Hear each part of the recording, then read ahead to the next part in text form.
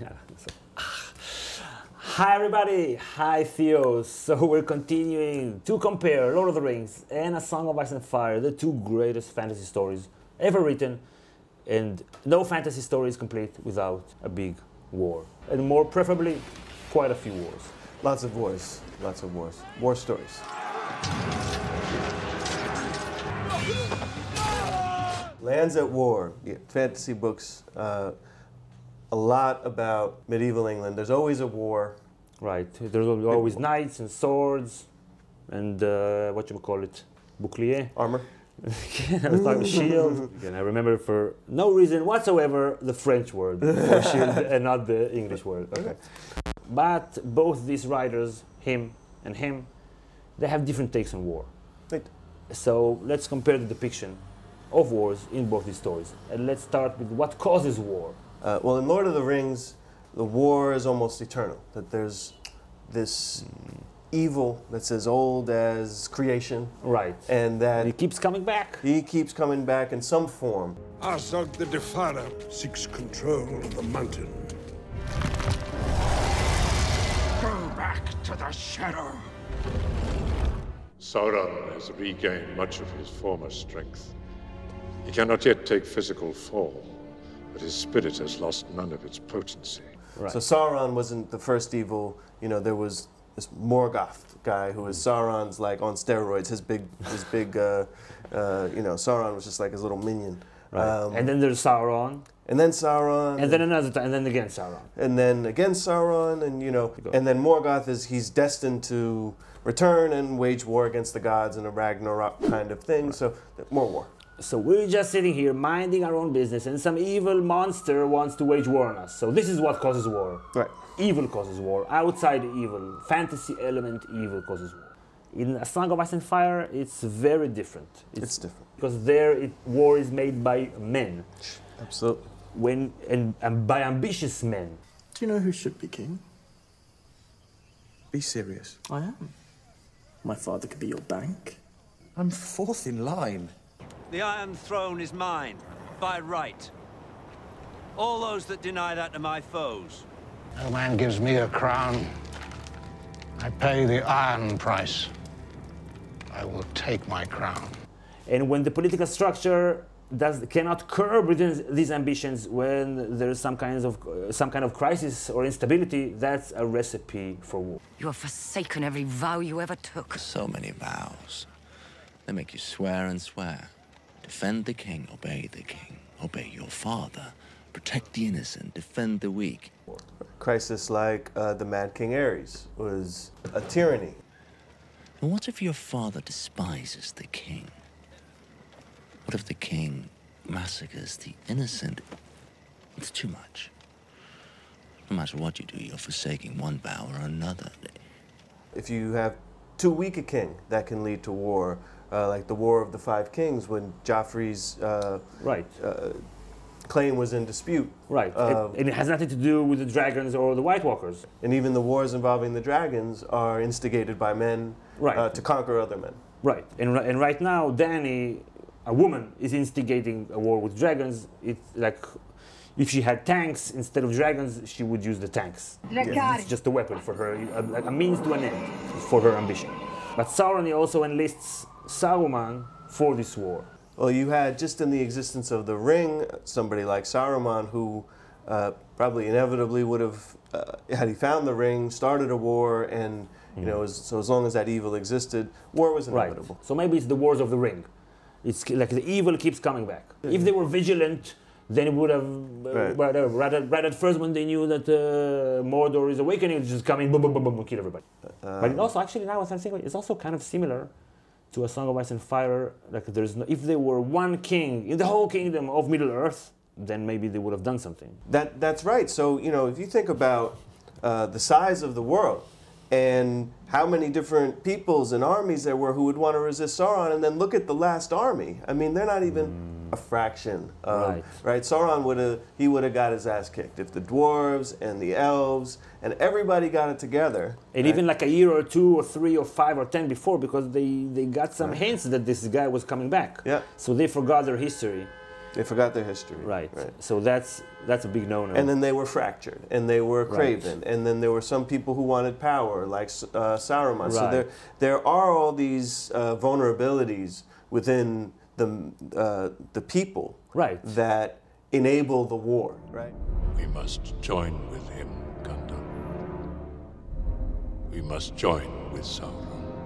So much death. What can men do against such reckless hate? War is coming. The enemy is on your doorstep. As steward, you are charged with the defense of this city. Where are Gondor's armies? Right. If Gondor was united, and everyone was united behind Gondor, they would have crushed. They would have crushed the armies of Sauron. So that's kind of similar in an unexpected way, maybe, to A Song of Ice and Fire. In A Song of Ice and Fire, bottom line, war starts because the political structure is too complex. In A Song of Ice and Fire, much like in medieval times, the biggest guarantee for a war is a crisis of succession. So William the Conqueror, for example, only reason he was able to conquer England was that Edward the Confessor had no children. That's a weird name. Well, you know, he was into confessing. I got that from the name. It's in the name. Yeah. But since he left no natural heir, there was a couple of competing dukes, including the Duke of Normandy, William the Conqueror. And then once there's enough room for a claim to legitimacy, and you win a war, you could be king. Right, and also when if your enemies are not united against you, then that's kind of easier. That's right. That's right. In A Song of Ice and Fire, with the War of the Five Kings, it's because Joffrey's claim was weak. Stannis also put forth a claim. Renly put forth a claim. I think that crisis of succession is another manifestation of a political system that is too complex to be stable. And then, you know, Lord of the Rings, by contrast, because it's more story told from the perspective of medieval people, right?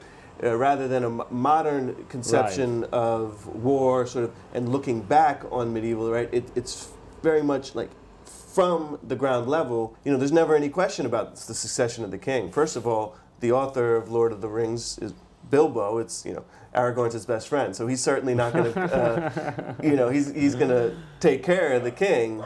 Okay, so let's now compare the challenges for the characters, for the players in these wars, in these two stories. So in Lord of the Rings, war is necessary to protect your way of life, protect the natural world, and protect everything. You've been summoned here to answer the threat of Mordor.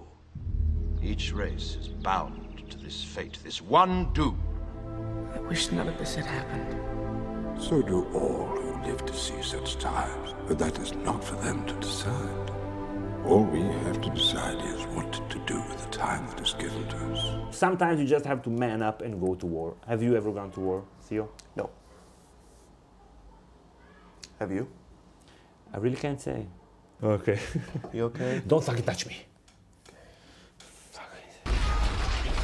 And in A Song of Ice and Fire, the challenge is the opposite. Instead of growing into war, you have to grow out of war, because we're always having all these wars. So man up and don't go to war. Don't go to war. Like, there's nothing heroic in the wars of A Song of Ice and Fire, while even though it's like war is not good in Lord of the Rings, but there's a lot of heroism in it. There are these parts when Gimli and Legolas, they're counting the dead bodies of their enemies. Come on. Final count, 42.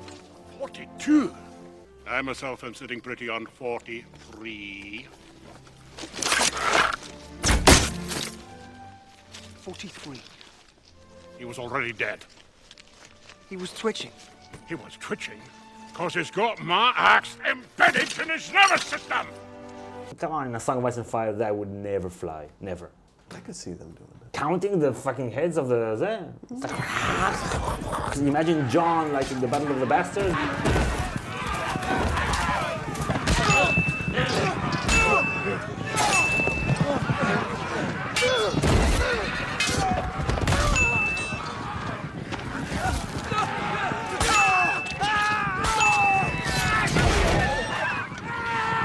Is he counting the people that he's killing? All right, actually, let's pick up on that because you can do it because it's orcs, right? Who cares? You kill them, it's fine. Hey, slaughter orcs, right? But if they were humans, that would be disturbing. You you wouldn't read that in a kid's story. I killed 15 people today. Yay, good How many for me. did you kill, punk?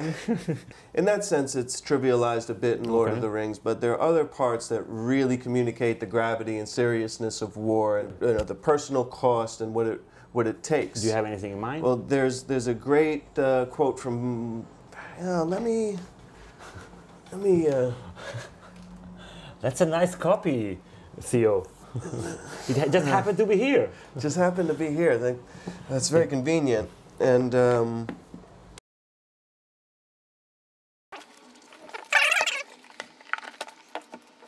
this great Faramir quote. Wow. Got this handy copy right here. It's a very nice copy. That's beautiful. Okay, so you want to read the quote? Yeah, let's see if I can find it. Oh, here it is. He says, I do not love the bright sword for its sharpness, nor the arrow for its swiftness, nor the warrior for his glory. I love only that which they defend. Wow, that's deep. Sober way of discussing war. In a beautiful way. Is stark contrast to the sort of medieval society depiction in A Song of Ice and Fire, where it's very tournament-centric life, medieval life. Right, it's like a game. It's like a game, it's like they're soccer, football, basketball, all in one. It's like that's the big show, you come. Though I do think he put it there to show how absurd it is when later on when there's real war. So I think that was maybe kind of a tool. A bit, but the first books, those prequels, are all about how awesome tournaments are. And in order for that later to show how war is horrible. He has a soft spot for the tournaments, like just as a beautiful thing. Reminiscing over simpler times, like it's Ivanhoe coming through, his influence.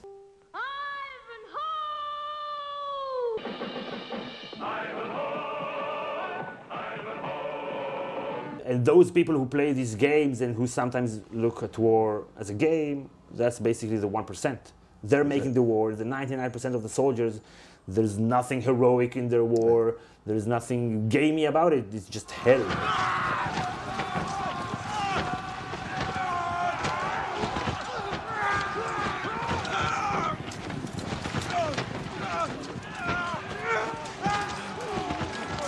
And a lot of people are dying, and from that you get the sense that the songs lie. Like everybody's sobering up and saying, no, war is nothing like what you say in the songs.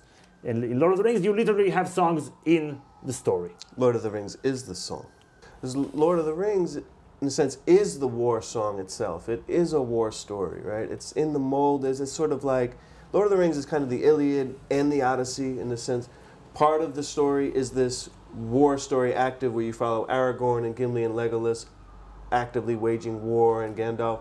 And then the other part is this journey where you're following Frodo and Sam trying to journey to Mount Doom. So it's, in the sense, it is itself a war story. Tolkien had the idea to start writing in this world when he was a soldier in World War I. Yeah. So it was very personal. War is very personal to him. Right, and you can sense that in the story, even though at first glance war seems like more childish in Lord of the Rings. When you look deeper, it's a lot more heavy, and it takes its toll on the people waging the war on a deep personal level, not on a political level. For Tolkien, the association would have been much more personal. It was a scarring, formative experience for him. It wasn't this abstract concept like it might have been for Martin, right? For him. For him, because he didn't go to the Vietnam War, so for him, war is a concept and something that is bad and you have to avoid. A moral problem. Right. And I still think the Vietnam War was a terrible mistake for America. Well, yes, I would have fought in World War II against the Nazis, but the Viet Cong were not the Nazis, and I didn't think America had any business in Vietnam and so forth. So I was objecting to that particular war. Actually, when you think about it, like Tyrion killed a bunch of people in war, he doesn't have any scars, doesn't think of the lives that he'd taken, it doesn't change him. Every single person in Lord of the Rings who goes through war is changed by this war. They are changed by it. And it's not even necessarily by the terrible things that they did, because slaughtering orcs is never really considered taking life. It is the immense pressure of potentially losing your life or losing the people closest to you that is the traumatizing aspect of war. I think it's a great achievement that he was able to express all this while killing orcs, who we all want them dead. Right. The Dead Marshes were inspired by Tolkien's personal experience at the Battle of Somme, where it was just an absolute massacre, of the old war. And this is traumatizing to Tolkien. And he understood that, being brave is fucking hard. It is. It tears the characters from within. That's hard. So even though, unlike in A Song of Ice and Fire, in Lord of the Rings, the war is against non-humans, against monsters, basically Sauron, the evil dude, represents something very human that we have in ourselves. So it's also a human war in that way. That's right. So for Tolkien, it's personal, and for George Martin, war is a fallacy that you have to avoid. Right, and he takes more time to show us the cost of war. War is so central to fantasy, so much of high fantasy, and yet it's these bloodless wars. I think if you're going to write about war and violence, then show the cost, show how ugly it is, show both sides of it. The 99%, they are displaced, they lose their homes, they lose their job, whatever they are, famine, they're going to the city. In Lord of the Rings, you only get like a touch of that, like in Rohan for whatever, 2 lines. So we got it, war is bad, make peace, make love, not war. Remember that. Remember that. So how do we avoid the next war? In Song of Ice and Fire, it's about having a stable system of government. Right. It's about having a stable political structure. And how would you avoid war in Lord of the Rings? You have to win. You have to win. It's a war story. Right. So if you want no more war, you win the war. And then you have to be wary. Stay vigilant. Stay vigilant of anybody doing some evil stuff. If your neighbor is doing something, report them immediately. There's a sleepless evil. Your neighbor is a sleepless evil. Right. Anybody can be evil. You can't trust anyone. That's basically the lesson of the story, I think. Yeah, you can't trust anyone, especially with rings. With rings, right. Okay, so let's go to this video's bold prediction.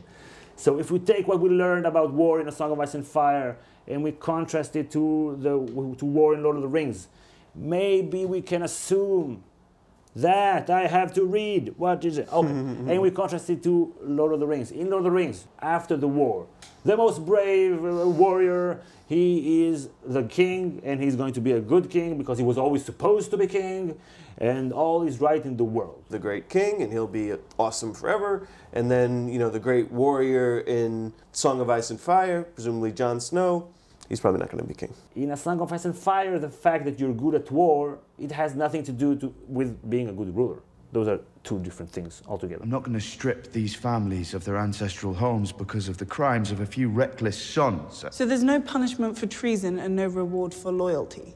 So maybe in A Song of Ice and Fire, the person that will win will be the one best positioned to avoid the next war. And that doesn't mean a great soldier. That has nothing to do with it. Those are totally different skills, political skills. Be like a candidate of compromise. The grand bargain. Could be Tyrion? Who knows? Could be someone else. I don't know. I have no idea who could it be. I know. Yeah, I know. Okay, so if you enjoyed the video, please click like and subscribe to get all our videos about Lord of the Rings and A Song of Ice and Fire. And you should, if you want to support us on Patreon, go to patreon.com/GOT Academy. Your support helps us make as many videos as we can and spend as much time as we can on them. And we'll see you all next time. Thank you for watching. Bye. A time comes when silence is betrayal. That time has come for us. Men do not easily assume the task of opposing their government's policy, especially in time of war. This way of settling differences is not just. A nation that continues year after year to To spend more money on military defense than on programs of social uplift is approaching spiritual death.